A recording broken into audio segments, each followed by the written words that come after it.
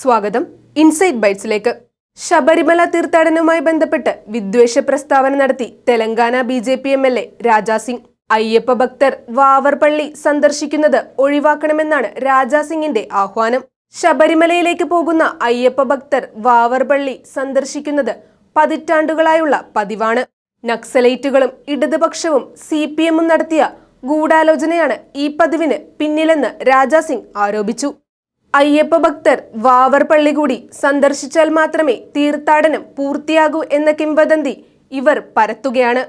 ഇവരുടെ ഗൂഢാലോചനയിൽ അയ്യപ്പ ഭക്തർ ഇരയാകുന്നു. നമ്മൾ എങ്ങോട്ടാണ് പോകുന്നത്? നമ്മൾ ഒരു കെണിയിൽ വീഴുകയല്ലേ? ശവക്കല്ലറകൾക്ക് മുന്നിൽ ഹിന്ദുക്കൾ വണങ്ങുകയോ കൈകൂപ്പുകയോ ചെയ്യരുതെന്ന് ഹിന്ദുമതത്തിൽ വ്യക്തമായി പഠിപ്പിക്കുന്നുണ്ടെന്ന് അയ്യപ്പ ഭക്തർ മനസ്സിലാക്കണമെന്നും രാജാ സിംഗ് പറഞ്ഞു. തെലങ്കാന ഗോഷാമഹൽ MLA-യായ രാജാ സിംഗ് ഇതിനു മുമ്പും നിരവധി വിവാദ വിദ്വേഷ പ്രസ്താവനകൾ നടത്തിയിട്ടുണ്ട്. ലോക്സഭാ തിരഞ്ഞെടുപ്പിൽ മുസ്ലിങ്ങളിൽ നിന്ന് വോട്ട് തേടരുതെന്നും പകരം ഗോമാതാവിനെ സംരക്ഷിക്കുന്നവരിൽ നിന്നേ വോട്ട് തേടാവൂവെന്നും ഇദ്ദേഹം മഹാരാഷ്ട്രയിൽ തെരഞ്ഞെടുപ്പ് റാലിക്കിടെ പറഞ്ഞിരുന്നു.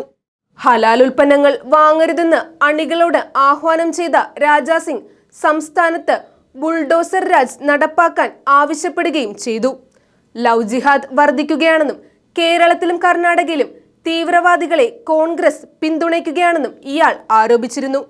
കൂടാതെ മുസ്ലിങ്ങൾക്കെതിരായ അക്രമങ്ങളെ രാജാ സിംഗ് പ്രസംഗത്തിൽ പ്രോത്സാഹിപ്പിക്കുകയും ചെയ്തു.